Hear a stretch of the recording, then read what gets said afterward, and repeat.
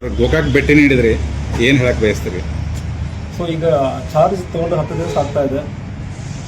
ಎಲ್ಲ police station ವ್ಯಾಪ್ತಿಯಲ್ಲಿ ಕೂಡ ನಾವು ಕಂಪ್ಲೀಟಾಗಿ ನಾವು ಪರ್ಸನಲಿ ಒಂದು ಭೇಟಿ ಮಾಡಿ ಫಸ್ಟ್ ಸ್ಟೇಷನಲ್ಲಿ ಏನು ನಡೀತಾ ಇದೆ, ಎಷ್ಟು ಸ್ಟ್ರೆಂತ್ ಇರ್ತದೆ, ಸ್ಟೇಷನಲ್ಲಿ ಏನು ಸಮಸ್ಯೆ ಮತ್ತು ಸ್ಟೇಷನ್ ವ್ಯಾಪ್ತಿಯಲ್ಲಿ ಏನೇನು ಆ್ಯಕ್ಟಿವಿಟೀಸ್ ನಡೀತಾ ಇದೆ, ರೌಡಿಸಮ್ ಇದೆ ಮತ್ತು ಕ್ರೈಮಲ್ಲಿ ಯಾವ ಥರ ಕ್ರೈಮ್ಸ್ ನಡೀತಾ ಇರ್ತದೆ, ಮಾದಕ ವಸ್ತುಗಳಲ್ಲಿ ಎಷ್ಟು ಉಪಯೋಗ ಮಾಡ್ತಾ ಇದ್ದಾರೆ ಫಸ್ಟ್ ಅನಲೈಸ್ ಮಾಡ್ತೀವಿ. ಮತ್ತು ಪ್ರತಿಯೊಂದು ಸ್ಟೇಷನಲ್ಲಿ ಆಫೀಸರ್ಸ್ ಪರಿಚಯ ಪರ್ಸನಲಿ ಬಂದು ನೋಡಿ ಆಫೀಸರ್ ಪರಿಚಯ ಮಾಡೋದು ಮತ್ತು ಸ್ಟಾಫ್ ಕಡೆ ಇಂಟ್ಯಾಕ್ಟ್ ಮಾಡೋದು, ಅವ್ರಿಗೆ ಎಷ್ಟು ಮಟ್ಟಕ್ಕೆ ಅವರು ಮಾನಿಟರ್ ಮಾಡ್ತಾರೆ. ಒಂದು ಫಸ್ಟ್ ಲೆವೆಲ್ ಆಫ್ ಸೂಪರ್ವಿಷನ್ ಇದೆ. ಇಮಿಡಿಯೇಟ್ಲಿ ಈಗ ಏನು ನಡ್ತಾ ಇದೆ ಜಿಲ್ಲೆ ಬಗ್ಗೆ ತಿಳ್ಕೊಳ್ಳೋದಕ್ಕೂ ಆ ಜಾಗ ಹೋಗುವಾಗ ಅಲ್ಲಿ ಜಾಗ್ರಫಿ ಹೆಂಗಿರ್ತದೆ, ಏರಿಯಾ ವೈಸ್ ಎಷ್ಟು ದೊಡ್ಡದು, ಇದೆಲ್ಲ ಅರ್ಥ ಮಾಡಿಕೊಳ್ಳೋದಕ್ಕೆ ಪ್ರತಿ ಸ್ಟೇಷನ್ ಕೂಡ ವಿಸಿಟ್ ಮಾಡ್ತಾ ಇದ್ದೀವಿ.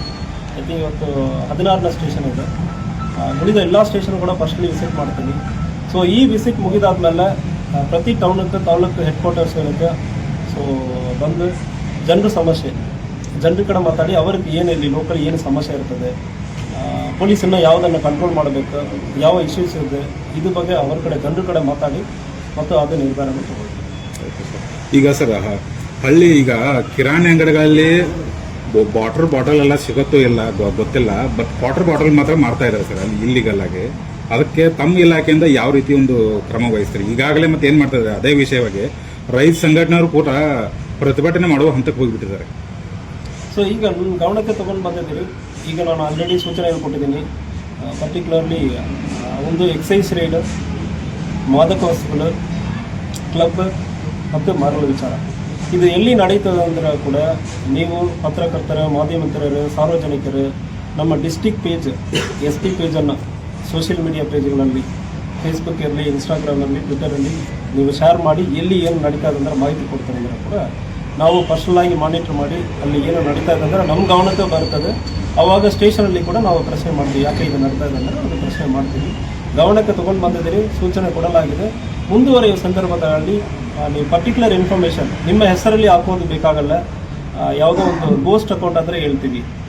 ಸೊ ಗೋಕಾಕ್ ಬಾಯ್ಸ್ ಯಾವುದೋ ಒಂದು ಹೆಸರು, ಎನಿ ಹೆಸರು ಇಟ್ಕೊಳ್ಳಿ, ಯಾವುದೋ ಒಂದು ಹೆಸರಿನಿಂದ ಕೂಡ ನೀವು ಐಡಿಗಳಿಂದ ನೀವು ಕಳಿಸ್ತೀರಂದ್ರೆ ಕೂಡ ಪರ್ಟಿಕ್ಯುಲರ್ ಮಾಹಿತಿ ಅದ್ರ ಬಗ್ಗೆ ನಾವು ಕ್ರಮ ತೆಗೆದುಕೊಳ್ತೀವಿ. Okay sir. ಇನ್ನೊಂದು ಈ ಸಿಟಿಗಿಂತ ಗ್ರಾಮೀಣ ಭಾಗದಲ್ಲಿ ಟ್ರ್ಯಾಕ್ಟರ್ ಡಿಜೆ ಸೌಂಡ್ಗಳ ಹಾವಳಿ ಜಾಸ್ತಿ ಆಗಿದೆ. ಜನಕ್ಕೆ ಅಂದ್ರೆ ಈ ಸ್ಕೂಲ್ ಮಕ್ಕಳು ಇರ್ಬೋದು, ಶಾಲಾ ಕಾಲೇಜ್ ವಿದ್ಯಾರ್ಥಿಗಳು ಇರ್ಬೋದು, ಬಹಳ ತೊಂದರೆ ಆಗೋದು, ಕಂಪ್ಲೇಂಟ್ ಮಾಡ್ತಾ ಇದ್ದಾರೆ. ಅದ್ರ ಬಗ್ಗೆ ತಮ್ಮ ಇಲಾಖೆ ವತಿಯಿಂದ ಯಾವ ರೀತಿ ಒಂದು ಕಡಿವಾಣ ಹಾಕೋ ನಿಟ್ಟಿನಲ್ಲಿ ಕ್ರಮ ವಹಿಸ್ತಾರೆ? ಸೊ ಈಗ ರೋಡ್ ಆಕ್ಸಿಡೆಂಟ್ ನಮ್ಮ ಬೆಳಗಾವಿ ಜಿಲ್ಲೆಯಲ್ಲಿ ರೋಡ್ ಆಕ್ಸಿಡೆಂಟ್ ಪ್ರತಿ ವರ್ಷವೂ ಸುಮಾರು 800 ಜನ ಸಾಯ್ತಾ ಇದ್ದಾರೆ. ಈ ಹಿನ್ನೆಲೆಯನ್ನು ನೋಡುವಾಗ ಕಬ್ಬಿನ ಸೀಸನಲ್ಲಿ ಅಕ್ಟೋಬರಲ್ಲಿ ಶುರುವಾಗುತ್ತೆ ಅಂದರೆ October, November, December, January, February 5 ತಿಂಗಳಲ್ಲಿ ಕಬ್ಬಿನ ಟ್ರ್ಯಾಕ್ಟರ್ ಮೂವ್ಮೆಂಟ್ ಇರ್ತದೆ. ಸೊ ಇದರಲ್ಲಿ ಏನು ನಡೀತಾ ಇದೆ, ಈ ಕಬ್ಬಿನ ಟ್ರ್ಯಾಕ್ಟರ್ ಓಡಿಸೋದಕ್ಕೆ ಹೈವೇನಲ್ಲಿ ಓಡಿಸಿ ರೆಗ್ಯುಲರ್ ಆಗಿ ಓಡಿಸೋ ಅಭ್ಯಾಸ ಇಲ್ಲ. ಎರಡನೇದು, ಅದರಲ್ಲಿ ನಮ್ಮ ರೆಗ್ಯುಲರ್ ಟ್ರೈಲರ್ಗಳು ಮತ್ತು ಕಾರಲ್ಲಿ ಇರೋ ಥರ ಇಂಡಿಕೇಟರ್ಸ್, ಬ್ಲಿಂಕರ್ಸ್ ಯಾವುದೇ ಇರಲ್ಲ. ಸೊ ಅದರಿಂದ ಅಷ್ಟು ಬೇಗ ಹೋಗುವ ಗಾಡಿಗಳಕ್ಕೆ ಮುಂದೆ ಟ್ರ್ಯಾಕ್ಟರ್ ಇರೋದೇ ಗೊತ್ತಾಗೋಲ್ಲ. ಸೊ ಅದರಿಂದ ಒಂದು ಡೆತ್ ಆಗ್ತಾ ಇದೆ. ಅದಕ್ಕೆ ರಿಫ್ಲೆಕ್ಟರ್ ಕ್ಲಾತ್ ಹಾಕ್ಕೊಂಡು ಗಾಡಿ ಓಡಿಸಬೇಕಂದ್ರೆ ಆಲ್ರೆಡಿ ಸೂಚನೆ ಕೊಟ್ಟಿದ್ದೀವಿ. ಹಾಕಿಲ್ಲ ಅಂದರೆ ಪೆನಾಲ್ಟಿ ಹಾಕೋದಕ್ಕೆ ಮತ್ತು ಕೇಸ್ ಮಾಡೋದಕ್ಕೆ ಹೇಳಿದ್ದೀವಿ. ರೋಡ್ ಸೈಡಲ್ಲಿ ಪಾರ್ಕ್ ಮಾಡಿರೋ ಗಾಡಿಗಳಲ್ಲಿ ಆಗುವ ಸಂದರ್ಭದಲ್ಲಿ ಕೂಡ ಅದಕ್ಕೆ ಕೇಸ್ ಮಾಡೋಕ್ಕೆ ಹೇಳಿದ್ದೀವಿ. ಮತ್ತು ಯಾವುದೇ ಒಂದು ಟ್ರ್ಯಾಕ್ಟರ್ ಕೂಡ ರಿಫ್ಲೆಕ್ಟರ್ ಕ್ಲಾತ್ ಇಲ್ಲದೆ ಹೋಗುತ್ತಂದ್ರೆ ನೀವು ಫೋಟೋ ತೊಗೊಂಡು ಕಳಿಸ್ತೀರಂದ್ರೆ ಆ ಇನ್ಫಾರ್ಮೇಷನ್ ನಮಗೆ ಡೀಟೇಲ್ ಆಗಿ ಸಿಗುತ್ತಂದ್ರೆ ನೀವು ಬುಕ್ ಕೇಸ್, ನೀವು ಫೋಟೋ ಮೇಲೂ ಕೂಡ ನಾವು ಕೇಸ್ ಬುಕ್ ಮಾಡೋದಕ್ಕೆ ರೆಡಿ ಇದ್ದೀವಿ. ಎರಡನೇ ವಿಚಾರ, ಕುಡಿದು ಬಿಟ್ಟಾಗ ಎಲ್ಲವರು ಗಾಡಿ ಓಡಿಸ್ತಾರೆ. ಯಾವನೋ ಒಬ್ಬನ ಕುಡಿದು ಎಲ್ಲಿಯೇ ಓಡಿಸೋದಕ್ಕೆ ಅಮಾಯಕರು, ಆ ಮನೆಯಲ್ಲಿ ದುಡಿಯುವವರು ಅವರು ಡೆತ್ ಆಗ್ತಾ ಇದ್ದಾರೆ. ಸೊ ಇತ್ತೀಚಿನ ಸಂದರ್ಭದಲ್ಲಿ ಕುಡಿದು ಗಾಡಿ ಓಡಿಸಿ ಯಾವುದು ಒಂದು ವೇಳೆ ಯಾವನೋ ಕುಡಿದು ಬಿಟ್ಟು ಗಾಡಿ ಓಡಿಸಿ ಇನ್ನೊಬ್ಬರ ಸಾಯಿಸುವ ಸಂದರ್ಭದಲ್ಲಿ ಮರ್ಡರ್ ಕೇಸಿಗೆ ಈಕ್ವಲೆಂಟ್ ಆಗಿ ಕಲ್ಪಬಲ್ ಹೋಮಿಸೈಡ್ ಅಂತ ಕನ್ಸಿಡರ್ ಹೇಳ್ತೀವಿ. ನಿಮಗೆ ಉದ್ದೇಶ ಇಲ್ಲ, ಕೊಲೆ ಮಾಡಬೇಕಂದ್ರೆ ಉದ್ದೇಶ ಇಲ್ಲ, ಬಟ್ ನಿಮ್ಮ ನಿರ್ಲಕ್ಷ್ಯದಿಂದ ಒಂದು ಜೀವ ಹೋಗಿರ್ತದೆ. ಅದಕ್ಕೆ ಪನಿಷ್ಮೆಂಟ್ ಅಪ್ ಟು 10 years ಮತ್ತು ಲೈಫ್ ಬೇರೆ ಕೂಡ ಇರ್ತದೆ.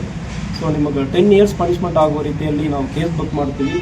ಒಂದು ವೇಳೆ ಆಕ್ಸಿಡೆಂಟ್ ಆಗುವ ಸಂದರ್ಭದಲ್ಲಿ ಕೂಡ ಪ್ರತಿಯೊಬ್ಬರಿಗೆ ಈಗ ಅವರು ಕುಡಿದಿದ್ದಾರೆ ಅಂದ್ರೆ ತಕ್ಷಣ ಚೆಕ್ ಮಾಡೋಕ್ಕೆ ಹೇಳ್ತಾ ಇದ್ದೀವಿ.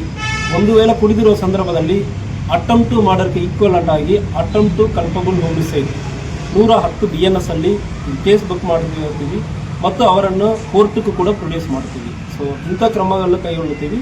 ಆ ಸಂದರ್ಭದಲ್ಲಿ ಇವರ ಕೈಯಲ್ಲಿಂದ ಕೂಡ ಕಾಂಪನ್ಸೇಷನ್ ಕೊಡಬೇಕಾಗುತ್ತದೆ. ಕುಡಿದು ಗಾಡಿ ಓಡಿಸುವ ಸಂದರ್ಭದಲ್ಲಿ ಜೈಲಕ್ಕೂ ನೀವು ಹೋಗ್ತಿರೋ, ಕೈಯಲ್ಲಿಂದ ಕೂಡ ನೀವು ಕಾಂಪನ್ಸೇಷನ್ ಕೊಡಬೇಕಾಗುತ್ತದೆ. ಸೊ ಯಾವುದೇ ರೀತಿಯಲ್ಲಿ ಕುಡಿದು ಯಾರು ಗಾಡಿ ಓಡಿಸ್ತಾರಂದ್ರೆ ಅವ್ರಿಗೆ ಯಾವುದೇ ಕಾರಣನೋ ಯಾವುದೇ ಒಂದು ನಾವು ಸ್ವಲ್ಪ ಮೆರ್ಸಿ ತೋರಿಸೋದು ಇದಕ್ಕೆಲ್ಲ ಯಾವುದಕ್ಕೆ ಅವಕಾಶ ಇಲ್ಲ. ಸೊ ಅದೇ ರೀತಿಯಲ್ಲಿ ನೀವು ಈಗ ಹೇಳಿದಿರಿ DJ ಇದೆಲ್ಲ ಹಾಕ್ಕೊಂಡು ಹೋಗ್ತಾರೆ.